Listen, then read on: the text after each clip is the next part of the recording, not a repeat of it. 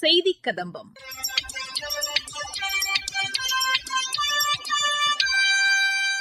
இன்றைய செய்திக் கதம்பத்தில் சென்னையில் நடைபெற்ற வேலைவாய்ப்பு திருவிழாவில் பணி நியமன ஆணைகளை வழங்கி மத்திய இணையமைச்சர் டாக்டர் எல் முருகன் ஆற்றிய உரை, கிருஷ்ணகிரி மாவட்டத்தில் சுற்றுச்சூழலுக்கு உகந்த வகையில் தயாரிக்கப்படும் ஆபரணங்கள் குறித்து எமது செய்தியாளர் வழங்கும் செய்தி தொகுப்பு மற்றும் மத்திய அரசின் சமூக வலைதள பதிவுகள் உள்ளிட்டவை இடம்பெறுகின்றன. சென்னை ஐசிஎஃப்பில் 19வது ரோஸ்கர் மேளா நிகழ்ச்சி இன்று நடைபெற்றது.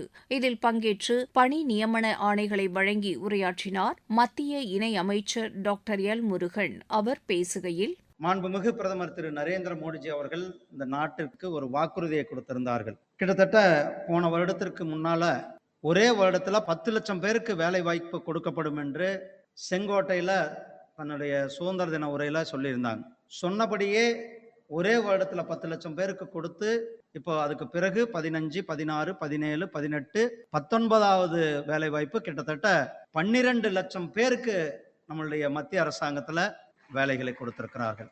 இது பணி அல்ல, ஒரு தேசத்தை கட்டமைக்கின்ற, இந்த தேசத்தை நிர்வகிக்கின்ற ஒரு மிகப்பெரிய பொறுப்பு நமக்கு கொடுத்திருக்கிறார்கள். கிட்டத்தட்ட 150 கோடி மக்கள் இருக்கிற இவ்வளவு பெரிய தேசத்துல இந்த 10 லட்சம் பேர் என்பது நாம் இந்த நாட்டை வழிநடத்துபவர்களாக இருக்கின்றோம். மிகப்பெரிய ஒரு சேவை செய்கின்ற வாய்ப்பை நமக்கு அரசாங்கம், நம்மளுடைய நாடு நமக்கு கொடுத்திருக்கிறது. இந்த வேலை என்பது நமக்கு ஒரு கடமை, ஒரு பொறுப்பு. இந்த தேசத்தை 2047 வளர்ச்சியடைந்த பாரதத்தை நோக்கி எடுத்து செல்லுகின்ற பணியில நாம் ஈடுபட்டிருக்கின்றோம். இன்றைக்கு நம்மளுடைய நாட்டினுடைய இலக்கு, ஐயா டாக்டர் அப்துல் கலாம் அவர்களுடைய கனவு, லட்சியம், நம்ம நாடு வல்லரசு நாடாக வேண்டும், நம்ம நாடு எல்லாத்திலுமே முதன்மை நாடாக இருக்க வேண்டும். அந்த லட்சியத்துல நம்மளுடைய மாண்புமிகு பிரதமர் திரு நரேந்திர மோடிஜி அவர்கள் இந்த லட்சிய பாதையில சென்று கொண்டிருக்கிறார்கள். அதனாலதான் நம்மளுடைய அரசாங்கத்தினுடைய ஸ்லோகமாக ரீஃபார்ம், பெர்ஃபார்ம், டிரான்ஸ்ஃபார்ம், இந்த 3 ஸ்லோகங்களை வைத்திருக்கின்றோம்.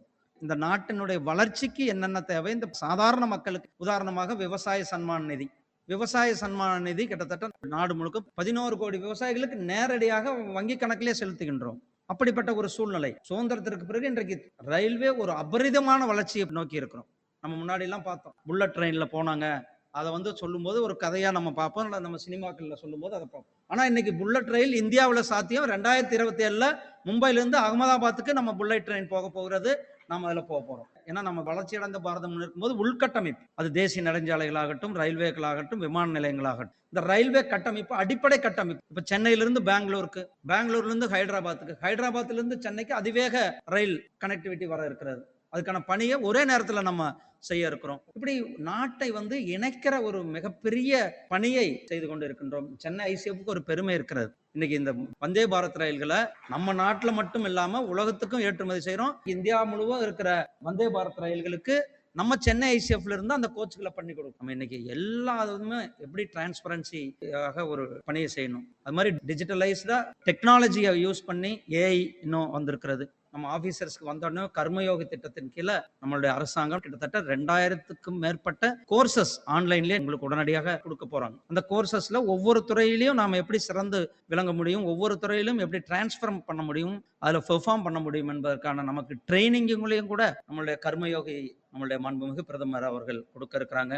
நாம் வளர்ச்சி அடைந்த பாரதத்தை கொண்டு வரதுல ஆபீசரா சேர்ந்து இருக்கின்ற young officers, new mind, new Bharat, நம்ம எல்லாம் தான் சேர்ந்து வர்ற காலங்களை எடுத்துக்கொண்டு செல்ல வேண்டும்.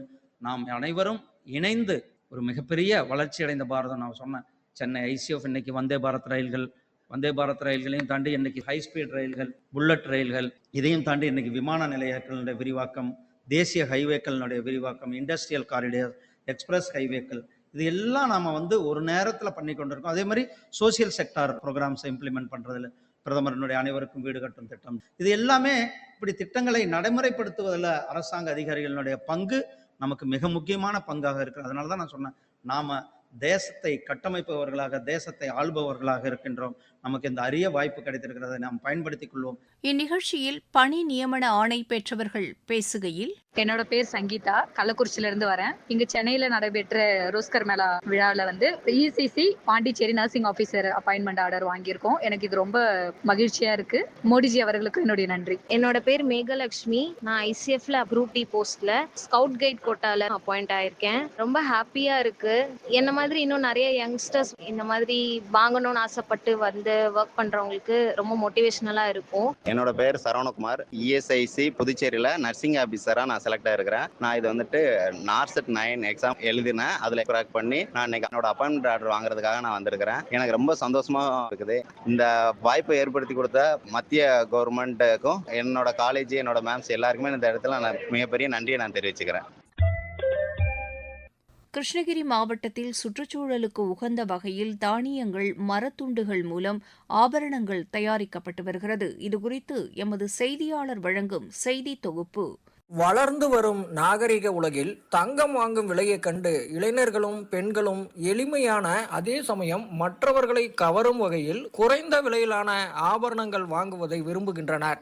அவ்வாறான இளைஞர்களின் எதிர்பார்ப்பை பூர்த்தி செய்யும் வகையில் கிருஷ்ணகிரி மாவட்டம் சின்னம் வட்டாரப்பள்ளி கிராமத்தை சேர்ந்த திரு சரவணகுமார் எனும் இளைஞர் சுற்றுச்சூழலை கருத்தில் கொண்டு இயற்கையான முறையில் மக்கும் பொருட்களை கொண்டு ஆபரணங்களை தயாரிக்கிறார். தமிழர்களின் புகழ்பெற்ற சோழ பரம்பரையில் பயன்படுத்திய பொருட்களை குறைந்த விலைக்கு அதே சமயம் மிகவும் நேர்த்தியாக செய்து விற்பனைக்கு அனுப்பி வருகிறார். இந்த பொருட்களை பலரும் விரும்பி வாங்குவதாகவும் இதன் வரலாற்றை ஆர்வத்துடன் கேட்பதாகவும் திரு சரவணகுமார் தெரிவித்தார்.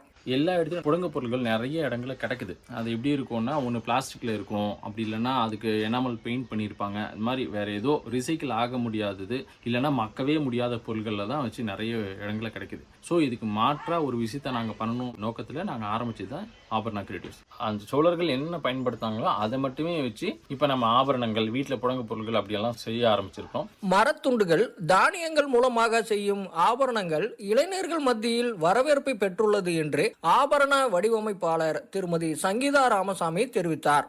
விதைகள், தானியங்கள், கொட்டைகள், இந்த மரப்பட்டைகள், மாட்டுக்கொம்பு, இந்த மாதிரி இயற்கையில அழிஞ்சு போகக்கூடிய பொருட்களை வச்சு மட்டும்தான் நாங்க பொருட்களை தயார் பண்றோம். அப்படி பாத்தீங்கன்னா இளைஞர்கள் மத்தியில மரம் சார்ந்த பொருட்கள் நிறைய விற்பனையாகுது.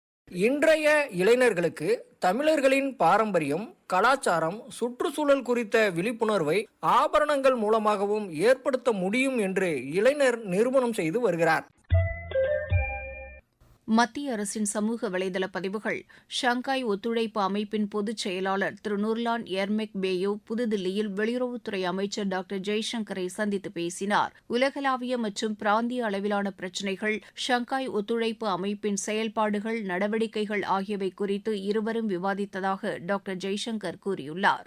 நாட்டின் இளைஞர்களுக்கு வெளிப்படையான தகுதி அடிப்படையில் குறிப்பிட்ட கால வரையறைக்குள் வேலைவாய்ப்பை உறுதி செய்யும் வகையில் மத்திய அரசின் பணி நியமன ஆணைகள் வழங்கும் ரோஸ்கர் மேளா நிகழ்ச்சி உருவெடுத்துள்ளதாக மத்திய அமைச்சர் திரு ஹர்தீப் சிங் புரி கூறியுள்ளார். உத்தராகண்ட் மாநிலம் உத்தர்காஷி மாவட்டம் ஹர்சிலில் உள்ள வாக்குச்சாவடி ஒன்றில் தலைமை தேர்தல் ஆணையர் திரு ஞானேஷ்குமார் இன்று ஆய்வு செய்தார். அங்குள்ள வாக்குச்சாவடி நிலை அலுவலர்களுடன் உரையாடிய அவர் வாக்காளர் பட்டியல் தீவிர திருத்தப் பணிகள் குறித்து கேட்டறிந்தார். வெற்றிகரமான ஆக்கப்பூர்வமான தமது அரசுமுறை பயணத்தை முடித்துக் கொண்டு புதுதில்லியிலிருந்து புறப்பட்ட சைப்ரஸ் அதிபர் திரு கிறிஸ்டோ டல்டேஸை மத்திய இணையமைச்சர் திரு அஜித் தம்தா வழி அனுப்பி வைத்தார். அவரது இந்திய பயணம் இரு நாடுகளுக்கும் இடையேயான நல்லுறவிற்கு குறிப்பிடத்தக்க உத்வேகத்தை அளித்துள்ளதாக வெளியுறவுத்துறை செய்தி தொடர்பாளர் திரு ரந்தீர் ஜெய்ஸ்வால் கூறியுள்ளார். மத்திய அரசு மாணவர்களுக்கு மடிக்கணினிகளை இலவசமாக வழங்குவதாக சமூக வலைதளங்களில் பகிரப்படும் செய்தி முற்றிலும் போலியானது என்று மத்திய அரசு தெரிவித்துள்ளது. சந்தேகத்திற்குரிய இணைப்பின் உள் நுழைய வேண்டாம் என்றும் அங்கீகரிக்கப்பட்ட தளங்களில் சென்று தகவல்களை சரிபார்த்துக் கொள்ள வேண்டும் என்றும் மத்திய அரசு அறிவுறுத்தியுள்ளது.